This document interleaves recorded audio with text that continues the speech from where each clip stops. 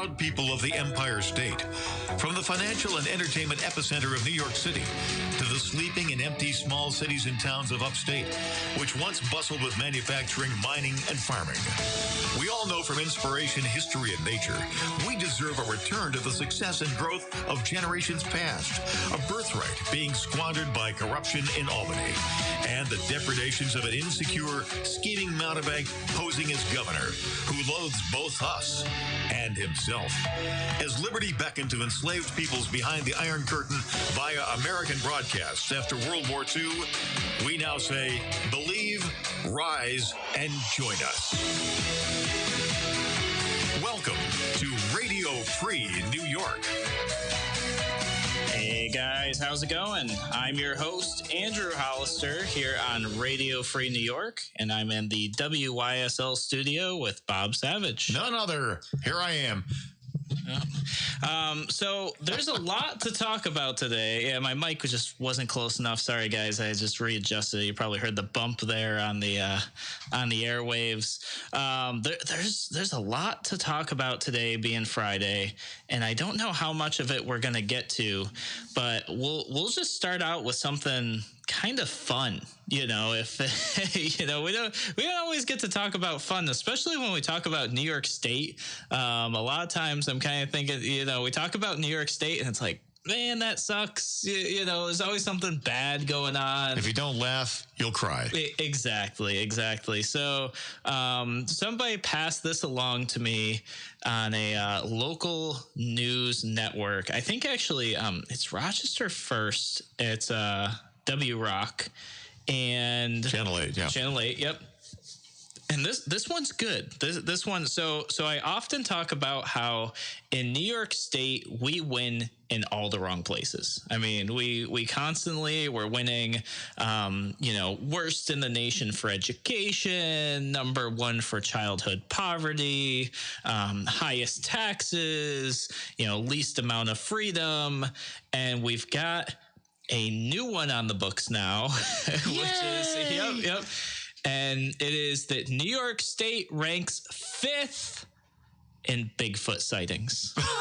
So, why am I not surprised? Yep. So I saw that came along. Somebody sent it to me. They're like, "Hey, talk about this on the radio," and I'm like, you know what? This is a little bit of humor that I figured we'd share. And Whitehall, New York, which is near the Vermont border, is considered the Bigfoot capital of the East Coast. Well, it must be where the guy lives. It must be. So there you guys go. New York, we rank 5th in Bigfoot sightings. Congratulations. Makes you kind of quietly proud. Yeah. So I want to welcome all of you guys to the show here. I see people are starting to pour in on the live stream. So we've got Carrie, Barbara, Michelle, Dan, Edward, and Jacob joining us here. Guys, thank you so much. No Jolana today? Oh, you know what? I don't see her in here. She could be in there. It doesn't show me all the names. But I don't know. There's so many people are stacking up. You can't see them all. Yep. Oh, we've got Paula from Maryland and on Twitter here too, and some more people jumping in on Twitter. So guys, welcome to the show. I'll tell you just a fun story since you brought up Yolanda not being in there. When I ran my first campaign, which was my city council campaign, and then, throughout the Sharp campaign as well, I would be on the radio or on some show or something like that, some interview, and Yolanda would be doing something, probably like building her photography business, meeting with a client, something like that, and or just busy, so I'd call her after every single one. Hey, what'd you think? What can I do to do better? Did you think I articulated this well? And she would go, oh crap, that was just then. Oh, I totally missed it. Like constantly. So the joke used to be that she was my number 2 fan. And that was the joke. I'd be like, oh, I get it. You're my number 2 fan. Kevin Wilson, who sits in on the show with me. Number 1. He would always be there and have some feedback and stuff. And I'd be like, you're my number 2 fan. I've got Kevin here. He's so it was a fun joke. So later today, when I talk to her, I'm going to poke some fun at her about that. That'll be good. Although I guess, you listen to some other radio stations and the stuff they talk about, you can tell their family, their spouse, nobody listens to them. It's always like a surprise what they're talking about on the radio. So all right. So we went over New York State being the ranked 5th for Bigfoot here in the nation.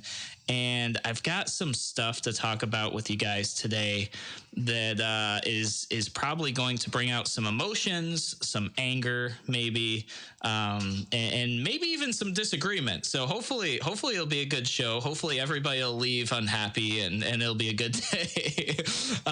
You can't do worse than Jeff. Well, I shouldn't say this. Jeff DePalma just left us. He just did the program that precedes you on our flagship, and he proposed socialized medicine. I heard and invited people to email me. So yep.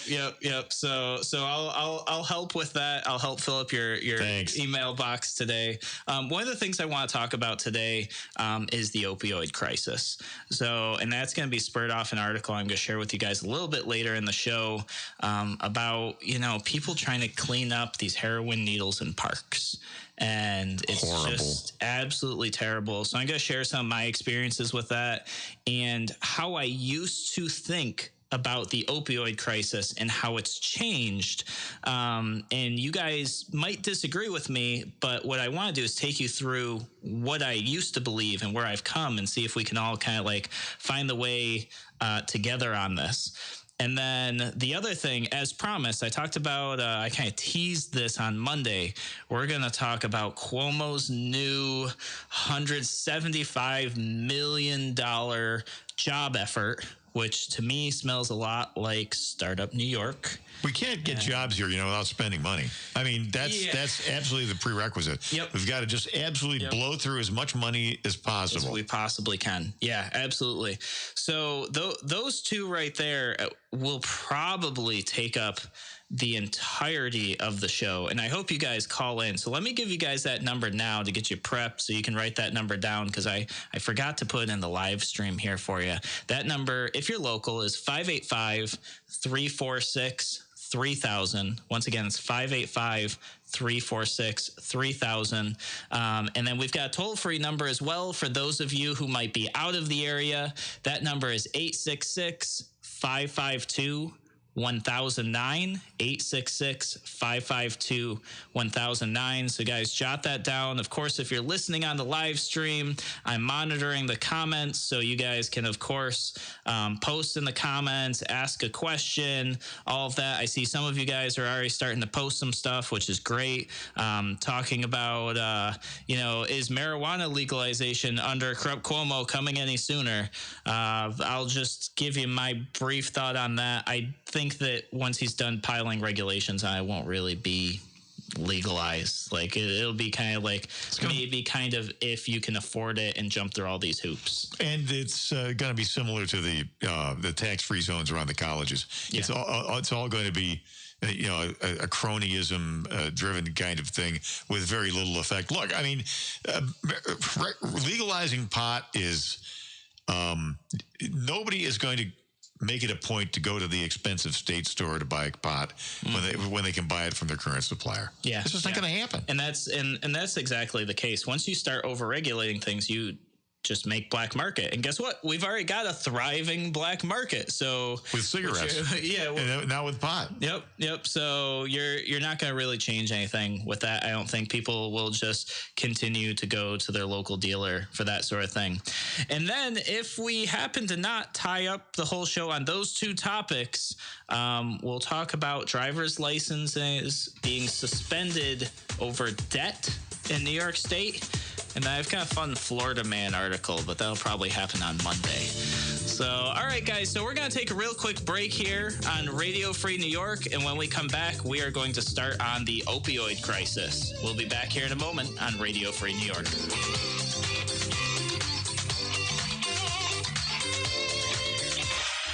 Your business relies on computers and technology to operate. Slow, unreliable networks and servers can cause unplanned downtime. 1 minute. Bottom line, the experts at Simple Tech Innovations are here. Just a spot. Preventative maintenance program ensures that your computers and network are kept up to date and monitored for any issues, keeping your business running smoothly.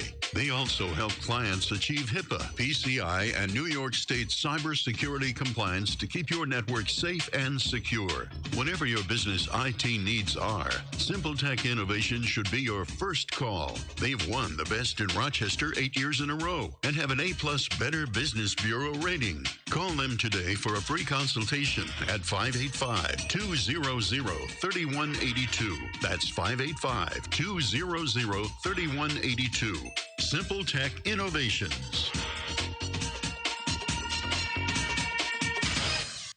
You're listening to Radio Free New York on the WYSL stations. All right, guys, welcome back to Radio Free New York. I'm your host, Andrew Hollister, and there are a bunch of you here on the live stream, so I'm just going to welcome a few more of you. We've got Greg, we've got Eric, Robert, Michael, Brian, another Brian, and Tracy. Guys, thank you so much for joining us here on Radio Free New York, and one of the first things I'm going to do before we talk about the opioid crisis is actually plug our Patreon. So what the Patreon is a way for you to support Radio Free New York, help us expand and grow the show. Essentially, you can go to Patreon, choose a supporter level, and that's going to get you some cool stuff. So if you go to the Patreon site right now, you'll see there's some content there that's private. It's only available for those who are supporting the show through Patreon. So check it out. It's pretty cool. You get to go in the Radio Free New York clubhouse. Yeah, absolutely. Get the decoder ring. It's so cool. The cool ring, the everything. Yep. One of the things we're going to do a couple private events throughout the year. So if you're a supporter on Patreon, that's one of the things you'll get an invite to. We've got other supporters of the show that are supporting in ways other than Patreon, so they'll obviously get an invite as well. People like Aircraft Environmental, who you'll hear their support a bit later today. But yeah, so guys, if you'd be willing to, there's a whole slew of support options. One of them is just down $10 a month, grassroots supporter. Would love you guys to support Radio Free New York and know that you're helping spread that message. So, and also expand the program. Yes, expand the program. That's the big goal. So I haven't quite told you guys what that might look like yet. I don't want to overpromise until we get a little closer to the goal. So once we get there, then I'll tell you guys what that might look like. So we're going to jump right into the opioid crisis, because this is one of those things that I feel like there's a lot that pushes this, not just, what's actually happening, but it's a really high emotion topic. There's a public safety concern, a public health concern, just so much going on here. So what I saw this morning that I wanted to share with you guys was actually an article by Channel 13 talking about people who are trying to clean up all these needles at the parks in North Clinton, in the city, organizations like iBureau, and just a bunch of volunteers getting together, trying to go through and just clean up all these needles. And one of the things I'll say that I've noticed personally is that when I've done parades in downtown Rochester, which I've done a number of them over just the last 2 years, depending on where you are on this parade route, you will see just needles on the ground in the street, really, on the sidewalk, especially under the bridges. I mean, and I couldn't believe you've got little kids here. I mean, young kids who are just walking, and there's all these needles everywhere. It's really just, when you look at it, it's shocking. It makes you take a step back, and you almost feel like you're not in reality, when you're looking at this, because there's just so many of them. The 490 bridge, I remember walking under that. I forget what street that is. It's not State Street. It's the next one over. It might be Plymouth, I think. Yeah. Over in the inner loop area there. Yep. Yeah, when I walked under there, because the it was the Puerto Rican festival and the parade for that. So that route went under there. I could not believe the piles and piles of needles under that bridge. That's so gross. That people are, right there on the sidewalk. I mean, it was absolutely terrible. So when I read this article, that's just the vision that sits in my mind. It's just seeing kids there who, maybe they know what a needle is, maybe they don't. But who knows what happens? A child touches that, that's been in somebody's body, if they have an STD or some sort of disease. Biohazards are horrible. It's definitely... Hepatitis. Yeah. So this article here, and actually right here in this article, they're interviewing somebody, and one of the volunteers, somebody who said, no, I'm going to show up and just help clean up these needles out of this park. They're in a park, and they've got these gallon jugs full of needles. It looks like about 3 of them in this picture. And he says, my biggest fear is to have one of these kids get accidentally poked. He said, how can I effectively promise my kids a safe environment? I can't 100% do that. And so I think this is a piece of the crisis that people don't talk about often. We talk about people dying in car accidents. We talk about people ODing. But a lot of times we don't talk about the impact it's having on these local neighborhoods, these local parks as well. So I just wanted to give you guys that background, the side that I've seen. And then I want you guys to approach this topic with an open mind, because like I said, my stance on this has actually changed over the years. And I'm hoping that maybe we can kind of take that journey together. So one of the big things for me is I've come to firmly believe the addiction is a medical problem, and treating it as a crime is not going to fix it. So that's my belief. That's not to say people don't commit crimes to further their addiction, because I see that happen. I believe that happens. But I think the idea of just putting somebody in jail for possession of a drug or, having an addiction problem without any other type of treatment isn't solving our problem. Practically speaking, does that happen much though? If they're just addicted, changed, actually. Yeah. So it used to be much more prevalent. It's starting to change, which is actually kind of like a good thing in my opinion. Because before, if say you had drugs on you, you could just go to jail. I mean, there are people, and some of this goes further back, but even with like marijuana possession charges, who have been in jail for 20 years for just possessing marijuana. So time is changing. But one of the things I want to encourage people to think about, because a lot of times we talk about this addiction problem and the opioid crisis, and we don't realize that as society, we've kind of created unequal access to people's addictive drug of choice. And it's kind of just based on, I don't want to say public perception, but things are kind of gauged unequally. So we've got things like alcohol, which are responsible for many, many deaths. Yeah, it's the number one abused drug. Yep. No question about it. Yep.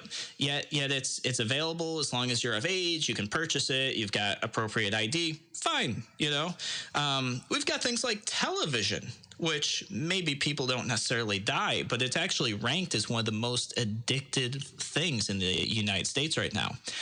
Prescription drugs, which usually include opioids. It's okay to have them as long as a doctor gives them to you. So Elvis Presley phenomenon. Elvis abhorred street drugs. He would never smoke pot. But as long as he got some, connected some doctor feel-good guy, sure, as long as he prescribed it, Elvis would ingest this stuff by the fistful. Yep. And by the way, it's also important to note here that when we're talking about, quote, finger quotes, opioids, that opioids include, these illicit injectables like heroin and fentanyl that are coming over the border. It's not just pills that come from the pharmacy. Yeah, no, absolutely. And I tell you what, I found out after being out of high school, and for those of you who may or may not know, I was only in college for about a year and a half, and then I left. But I found out when I was out of school that there was a black market for Adderall in the schools, and kids would take it to concentrate on their tests. because it would help kind of focus. It's kind of like that. What was that other one that was Ritalin. Ritalin, thank you. Yep, right. Yep, that too. So there's actually black markets on college campuses and in high schools for kids to buy essentially kind of like performance-enhancing drugs to help further their education. As long as we're on the subject, performance-enhancing drugs, too, in the gym. Yeah, no, absolutely. Absolutely. So then we've got other things that I didn't even think of as I was doing some research on this. Things like tattoos. Apparently, there's people are addicted to getting tattoos, which is interesting. Absolutely true. Yep, and piercings. Then you've got kind of like the typical thing that everybody kind of thinks of, which is recreational drugs. But then you've got other things that we all know about, but we're kind of like, we know, but it's okay. Things like sugar, gambling, video games. There's the talk radio addiction, but you don't need treatment for that. There's no treatments available. It wouldn't work anyway, so don't even try. Yep. Then you've got the obvious one that nobody seems to want to talk about, which is porn. There are a lot of porn addictions. Nobody wants to talk about that because it's kind of a closed door behind the thing. You've got exercise addiction, cigarettes and nicotine, plastic surgery addictions, and then you've got other addictions. Once again, they're more acceptable in society, like shopping, caffeine, social media. So we have like all of these addictions in society, and we treat them all very unequally. And what I found was actually this website called intervention.com, and they listed the top 10. They have a group of psychologists that got together and did a study. They did the top 10 things that are addictive in the United States today. It's rated on a scale of 0 to 3, 3 being the most addictive. I'm not sure. They must be using some psychology type of rating system. So I'm going to give you guys the top 10, but not in order of highest, in order of lowest to highest. And there might be some surprises in here for you guys, because there were some surprises for me. So we're going from least addictive to most. Least addictive to most, yep. So number 10, the least addictive of the top 10 is actually amphetamines. That's number 10. Okay. So you would think that would be higher up on the list. Speed. Yep.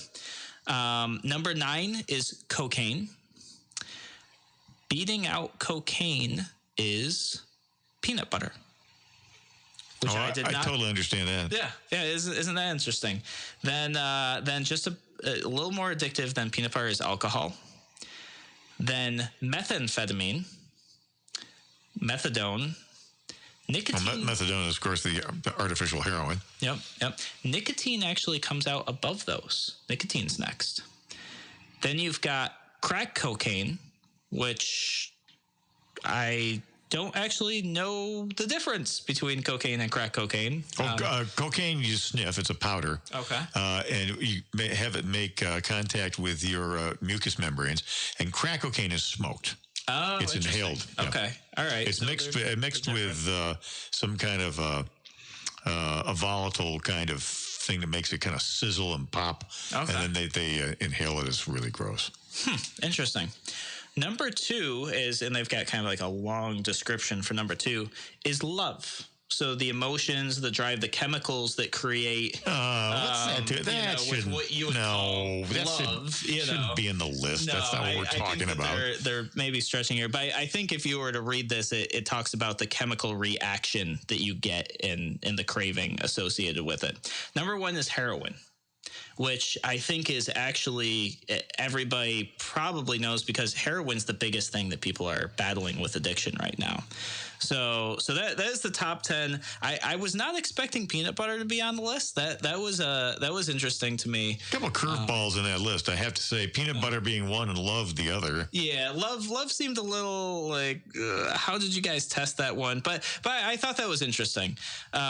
So as society looks at things like addiction, we look at things like our opioid crisis, we look at the issues we're having with heroin here, and the idea that some addictions are okay in society, some are not, some are being treated as a medical problem, others are being treated as a criminal problem. You see that some of the differences are when the addiction hurts another person versus when it hurts just the individual. So when we come back here on the show, show, I'm going to talk about that and talk about what medical things we can do here in New York to curb this opioid crisis, to help people get off this addiction without putting them in a cage. So when we come back here on Radio Free New York, we're going to continue the discussion.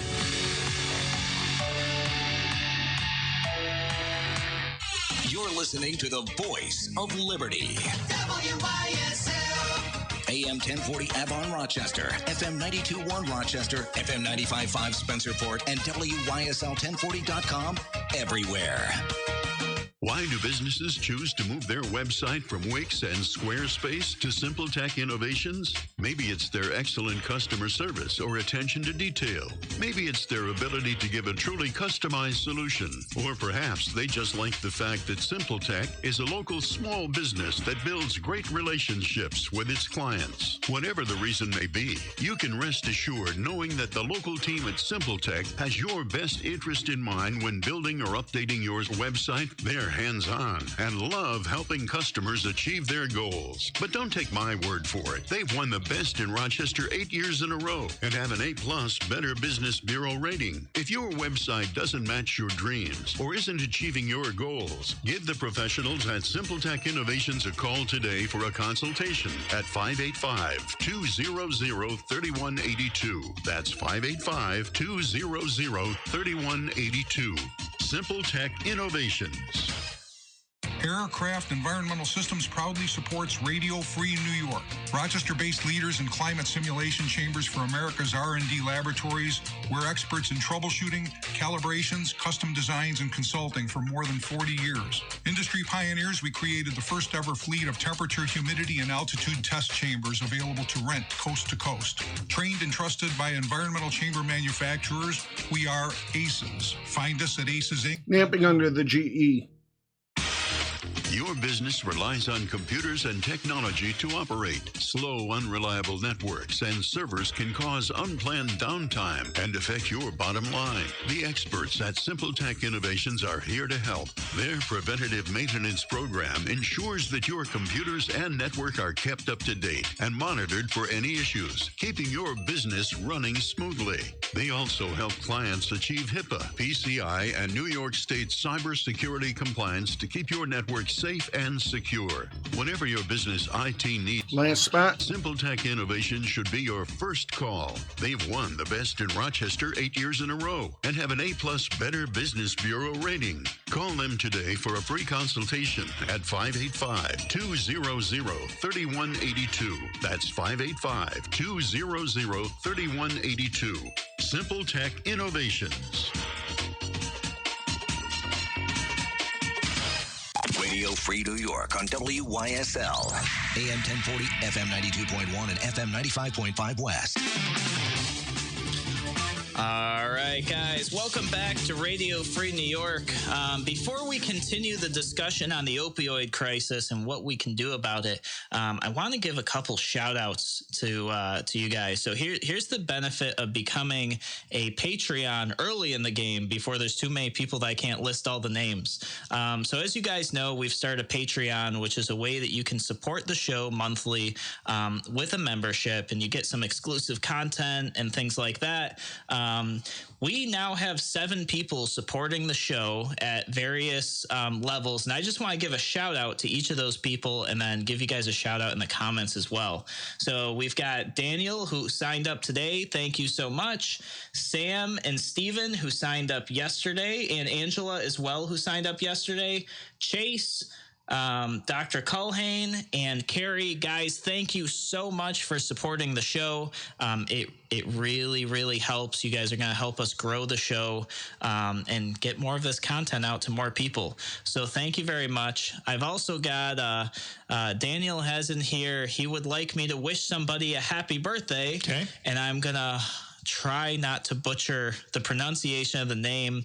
Aniko, happy birthday. I know you listen to the show very, very often. I saw you at the Libertarian State Convention last weekend. You guys are awesome. You guys came to a lot of my events and Larry's events over last year. So happy birthday, and thank you so much for your support. Also, if you're out there on the network, make sure you call your local affiliate and say thanks for carrying Radio Free New York. Yes. Because just a couple calls And those radio guys take that to heart very quickly. Yep. Yeah, if you enjoy the show, let us know. That definitely helps keep things going for sure. And we've got a couple more people in here. Looks like we've got Carrie joined us here on the show. Yolana joined us. Yolana, we were talking about how you weren't in the show earlier. So better late than never, Yolana. Better late than never. Thank you so much for joining us here. And I got a couple comments here too about people's addictions. So somebody said that their addiction is smoking, shopping, and scrapbooking. I didn't realize scrapbooking wasn't on the list, but yeah, I'm sure that makes total sense.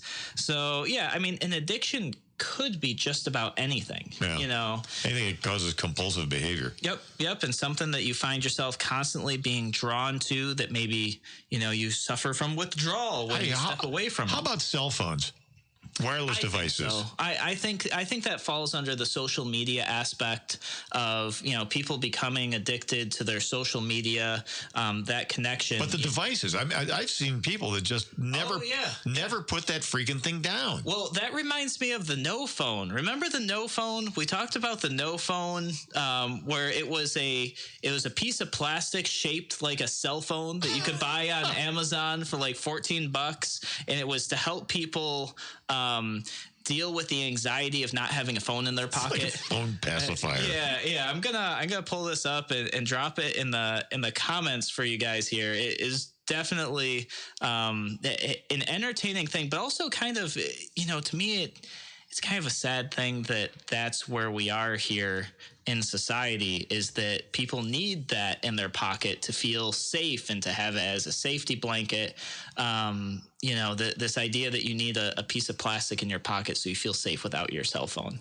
But yeah, that's a great one. That's definitely an addiction.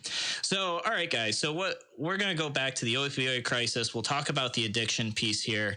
For those of you who are joining the show, what I'm talking about is how my view on the opioid crisis has changed. I'll tell you guys a little bit about some things I saw over the last few years that I didn't support at all, and I thought that they were bad ideas, and I've since changed my mind. So the first one that comes to mind, this was maybe my first introduction to it, and this one I still don't really totally support, to be honest with you. But the first thing I saw was New York City spending, I forget how much money on a needle exchange. And I was opposed to that. For that piece, I still am to an extent. I think that the needle exchange doesn't actually do anything to help people with addiction. I understand people are trying to stop spreading disease and STDs and stuff like that. So what's the deal? You turn your old used needle in and you get a fresh one? New ones, and they teach you how to properly inject so you're not killing yourself on accident. So to me, that doesn't actually help people with addiction. So that's something that I saw funds being spent on, and although I understood the emotion behind it. Remember, addiction, this opioid crisis, there's a lot of emotion behind it as well that doesn't always line up with actually helping. I saw that as an emotional response that didn't actually help people address and overcome their addiction. If people want to raise their own private money and fund it themselves, I'm okay with that. If you're a nonprofit or even a group of people, maybe there's an addict in your life and you feel that that's the right thing to do, by all means, absolutely go and do that if you think that's going to help. Just don't use taxpayer dollars on it. Now, something that I saw that I did not support at all, that I've changed my mind on, and some of you are going to disagree with me, and I'm just going to ask you to keep an open mind, is the idea of these supervised injection sites. Now, my gut feeling, my emotion was no. We're going to create a place for people to safely shoot up illegal drugs. I was like, no, I don't think that's a good idea. But my opinion on it has changed, and I'll share with you guys why. The first thing is what we talked about before, all the needles on the streets, all the needles in the parks, all the needles on the sidewalks. You open up a supervised injection site, and now you're starting to address a public safety concern, which is now we can at least keep them concentrated in one place. So that's not the end all be all, but that's the first step to me. Does that practically speaking, does that happen though? I mean, do they go to the sites? It's my understanding that they have been effective, and not just in this way, but in other ways that we'll talk about. Is everybody going to go? No. Is everybody going to seek help afterwards? No. But I think it's better than what we've been doing now, because what we've been doing now is losing. We're just really losing this battle. So I think a direction of a preventative measure is what's going to have to happen. So first thing is, get these people off the streets, give them a place that they feel is safe to shoot up their drugs. One of the things that I had in talking with Rochester Police Department officers in general is they have areas in the city that are basically already being used as this. The only difference is they're bus stops. So the addicts know where the police are patrolling. They're lining up. They know the police officers have Narcan, and they shoot up right in front of the officers, knowing that if they OD, there's an officer who's going to administer Narcan. So now what we've done is the addicts are already creating their own safe injection sites, but they're using police who should be worried about crime to tie up those resources, and then an ambulance who should be worried about somebody who has a heart attack or fell down their stairs and tying up those resources. So that's my second reason that I've looked at and said, if we had these supervised injection sites, we would actually make government reduce the strain on EMS, reduce the strain on police resources, because these would probably be attached to the side of a hospital or an urgent care or something in that vicinity where there's already medical staff on staff. They're there, they're available, they can help in that situation. Once again, it's already happening. The addicts have just made their own safe injection sites in the bus stop, and then they leave the needles all around where the kids can get hold of them. So that's the second thing. The third piece goes into the preventative piece, which is if you have a supervised injection site, you then have staff there who are ready to assist and counsel with getting off an addiction. So this ties into the treating this as a medical problem thing. My plan isn't like, let's just make a place for people to go have drugs, because that's not, I don't think that that's going to work. But what I do think is if we can get the people who have this problem in a place that they know that when they're ready, and it's a different time for every person, when they finally look at their life and go, I don't want to be here anymore, they have somebody there who's like, I'm ready to help you take that step and get them off of these drugs. The other piece too, and this is kind of the fourth item, is then family knows where they are. So I've spoken with a number of people. There are people I know who struggle with addiction, not necessarily heroin, or if they do struggle with heroin, I'm not aware of it, but with other things. It could be alcohol or other things that are dangerous and not good for their health. And when that person goes missing to seek out whatever their addiction is, that's a hard thing. That's a hard thing. You don't know where they are. Maybe they don't know where they are. Getting them treatment is hard when you have no idea where they are. So if you have this place where they are, you know where they are. You can show up. You can bring them lunch. You can tell them, I love you. You can tell them, hey, I hate seeing you in this place. Don't you want something better? And maybe it's the first time you see them. Maybe it's the 500th time you've seen them. But at least you know where they are, and you can work on it and help them get out of that addiction. And then this other piece that I've got here, I think is the next step in preventative, which is you can now bring field trips here. And students can see and young people can see what addiction to these drugs actually does. Because you now have a place. Privacy concerns? Maybe. It depends on whether they're being treated as patients or not, and if insurance is paying for it. So something that everybody talks about HIPAA law, but a lot of times people don't understand that HIPAA was actually driven by insurance companies. And if you're not accepting insurance money, HIPAA doesn't technically apply. So, like when you're on a volunteer ambulance, your records aren't necessarily covered by HIPAA if an insurance transaction wasn't in place. Now, most organizations, they still just abide by HIPAA in total, but the legal obligation isn't there.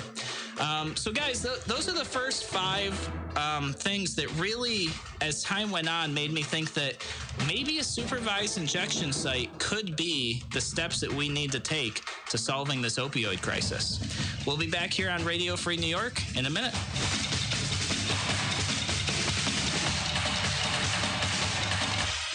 Your business relies on computers and technology to operate. Slow, unreliable networks and servers can cause unplanned downtime and affect your bottom line. The experts at Simple Tech Innovations are here to help. Their preventative maintenance program ensures that your computers and network are kept up to date and monitored for any issues, keeping your business running smoothly. They also help clients achieve HIPAA, PCI, and New York State cybersecurity compliance to keep your network safe and secure. Whatever your business IT needs are, Simple Tech Innovations should be your first call. They've won the Best in Rochester 8 years in a row and have an A+ Better Business Bureau rating. Call them today for a free consultation at 585-200-3182. That's 585-200-3182. Simple Tech Innovations.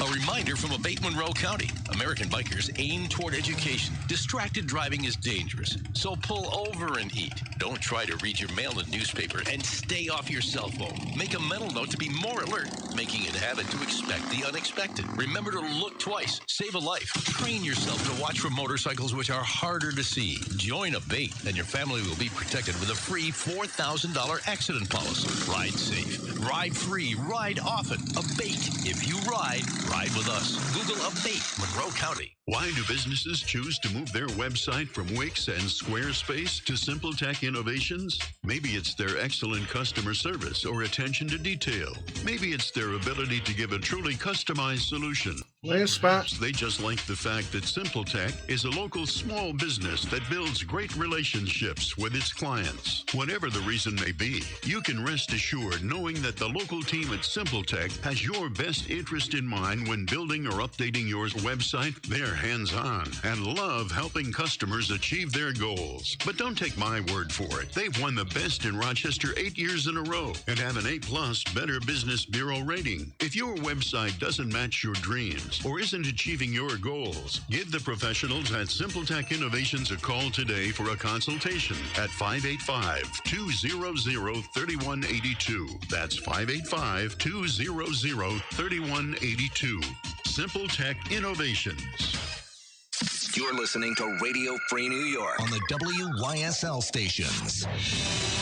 Well, one thing that we've learned, I think, from this afternoon, ladies and gentlemen, is that there's not any imminent danger of Andrew Hollister or Bob Savage becoming intravenous drug users. Yes, absolutely. Bob was... Neither one of us likes talking about that. We've talked for a segment here about, intravenous drug use, and after a while, I start to get a little... queasy. Yeah. No, and for me, it's funny. I was telling Bob over the break that needles and me, we don't get along. Me either. It's one of those things that I just kind of vowed to be just healthy enough to never go to the hospital, need an IV, because my living nightmare is becoming diabetic. Oh, yeah, and having to give them to yourself. Actually, I had a friend who was in a car accident and had to give himself a shot in the stomach like twice a day or something. Oh. And just thinking about it would make my skin crawl, and I was just like, "Oh no!" Time for a subject change. So So we're gonna stop talking about that. We're gonna switch into talking about something Cuomo put together here. And I don't think I'm going to be able to get through the whole thing in this show, but that's fine because we'll just pick up where we left off on the next show. And this is Cuomo's new $175 million economic opportunity program, which really stinks like startup New York to me. They're calling it the Workforce Development Initiative. Mm-hmm. And in the very first sentence, it says, Governor Andrew Cuomo today announced the launch of the Workforce Development Initiative, which invests $175 million statewide, blah, blah, blah, blah, blah. Guys, anytime you hear the word invest, you know what that means. It means the money is coming out of your pocket. Spending is what it is. Increase in taxes. Investment is spending. Yes. And of course, because, as Andrew's saying, since government has no money of its own, it can only lift that from you. Yeah, absolutely. So that's what's happening here. This is actually, ironically, this is right from governor.ny.gov. So literally straight from the horse's mouth. And there are just a number of things in here that I want to highlight for you guys and hit and talk about. So the first one is a quote from Lieutenant Governor Kathy Hochul, who she says, investing in workforce development is essential to provide individuals with the skills they need for jobs and industries across the state. In order to keep up with the needs of the labor market, New York must lead the way to train workers in advanced manufacturing, healthcare, and energy to close the skills gap and create a pipeline of talent for employers. I would like to ask the question, how many employers out there, when they're trying to recruit workers, are looking for people who have been educated by the state? Exactly. Yeah. No, that's an issue. And I would say I should have looked for this morning, but I could guarantee you that I could find statements from Cuomo and Kathy Hochul saying the exact opposite of this, which would be, we have so much talent in New York. You know, businesses should flock here because we have so much talent. But then they're going to turn around and say, you know, we need $175 million to help bridge the gap in the talent because we're just not there. Bridge the gap. Yep. Bridge the gap. What does that mean? That means that the industry is expecting X and we're not there. I just don't know if that's true. Yeah, it may be true. It may not be true. I will say that Amazon, when they were looking at Western New York, said not enough talent. That was one of the things they said, among many, many other things. But they said they wanted to hire 50,000 engineers in the area, and they couldn't find the resource pool to do it. Well, because they've all moved out of the state. Because if they're flocking to places where they can afford the taxes. Yep. And where there's jobs. That's the thing, is that where there's jobs. So clearly, the Cuomo administration still hasn't figured it out. They think that spending more taxpayer money will fix our economy, and it won't. It never changes. It's always programs. You got to have programs to get anything done. Mm-hmm. Yep. So then you've got the Empire State Development President, CEO and Commissioner Howard Zemsky kind of chimes in this press release as well, and says that as our economy continues to evolve, the Workforce Development Initiative will develop a model for the nation that will give New Yorkers the necessary tools to compete. Absolutely. The precedent exists for that. Mm-hmm. Yeah, the rest of the nation looks to New York for examples of how not to do it. Yes. But this also speaks to something that really bugs me, which is New York does something, California does something, and then within 10 years, it seems the states around follow suit. Well, because it grows government. Yep. And, what state government doesn't want more government? Exactly. So they naturally, there's a great excuse to, open up a new bureaucracy and, I don't know, employ 1,500 or 2,000 more highly paid low-skill government workers. Yeah, exactly. No skill. Yep. No, I agree. So this to me jumps out as just a huge red flag, because essentially what they're saying is we're going to spend more taxpayer money and we're going to tell everybody else how we got more money out of the taxpayers. Please, everybody, follow suit. And it's going to be a terrible, terrible idea. And we'll talk about why in a minute. And it reminds me of a conversation. I've brought this up before, but I'll remind those, especially our new listeners, of this conversation. I had a friend who left the state maybe going on 4 or 5 years ago now. And I saw him maybe 2 or 3 months ago. And when we were talking, he said, all the garbage in New York, it's terrible. He's like, I couldn't stay. I had to leave. Now, he moved to one of the Carolinas. when I saw him a few months ago, he said, you know, Andrew, I left New York for all this bad stuff. It's like, now I see it bleeding out all across the nation. Yeah, that's what happens. He's like, it's following me. It's chasing me. He's like, wherever I go. It's like a contagion. Yep. So I say that to say, guys, New York State is the front line for this sort of stuff.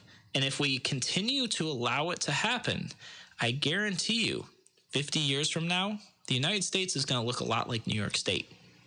And it's not a good thing. It's not a good thing. Which is to say a lot like Western European nations. Mm-hmm. Yeah. So it's just bad, terrible, all across the board. So I went through this press release. I read some of the news around it. The news around this was actually kind of just like fluff. You know, they don't have any information. So I pulled the stuff right off the governor's website and how they're, you know, pronouncing this plan. And there's three things that I took away from this. The first is that it's going to make government bigger, which we all probably knew, but if you didn't know, that's what's happening. This plan is going to make government bigger. It's going to expand government. I'll tell you guys how in a minute. Then it's going to do something that Cuomo and government love to do, which is pick winners and losers. So that's the third piece, or the second piece. And the third piece of this, and it's outlined so nicely on the governor's website, it's just great, you know, is that there will be a way for Cuomo to award his cronies through this program. Oh yeah, that's a prerequisite. Yeah, so this is literally, I mean, it's outlined just so nicely. So the first piece, you know, how are they going to make government bigger with this program? Well, they said it's going to expand the infrastructure and capacity of SUNY and CUNY to produce skilled talent that meets the needs of regional employers. That's the other thing, too, is the governor loves his little pet colleges, his SUNY and CUNY, because he can control them. Yes. The guy's a control freak. Yeah. And so he loves showering money on the state schools because then they can come up with studies and programs and everything that validate everything he claims. Yeah. Yeah, no, absolutely. And so that's exactly what's going to happen here. You see the term program, foster, you know, like all these things that really just mean more money, Spending. You know, nowhere in this article did I read anywhere in this press release anything about holding anybody accountable, tracking metrics. None of that was mentioned. Oh, come on. Tracking, Andrew, that's crazy talk. I know. So then the second piece, picking winners and losers. They call employer-driven skills, where they are going to provide funding and or tax credits to train incumbent workers and to recruit and train entry-level workers. Tax credits. Only in the world of liberal nitwits like Andrew Cuomo do people believe that a business will go out and hire a $40,000 a year employee they don't need in order to get a $6,000 tax credit. Yeah. It's ridiculous. I don't get it. It's just that doesn't happen in the real world. No, it doesn't. So once again, smelling a lot like startup New York, where they're offering tax credits. Tired ideas. Yep. Just new name, rebranding. The third piece here, Cuomo rewarding his cronies. Cronies? Oh, I like that. Yeah, cronies. We'll call them cronies. The Workforce Solution programs provide flexible funding for innovative workforce development projects. Who's that going to be? That's going to be Cuomo's buddies, you know, and then they've got all sorts of things in here like address long-term industry needs, improve regional talent pipelines. Blah, blah, blah. Yep. So at surface, if you read this, you know, and you don't quite know what language to look for, you're thinking, wow, this could maybe be a good thing for New York. I don't know. We're going to, you know, they even put stuff in here like, improve economic security for women, young workers, and populations that face significant barriers to career advancement. Grievance groups. Yep, yeah. You know, here's the thing. If we wanted to do that, we could just eliminate barriers to entry. We could reduce the expense that it takes to create a small business in New York. Thank you. Yes. You know, licensing, regulation. We can do this. It wouldn't cost the taxpayers a dime. Guys, we're going to talk more about this on our next show here, what we could do to actually make the change that this program is claiming to bring about to New York State. Thank you so much for joining me here on Radio Free New York. I will catch you guys on the next show.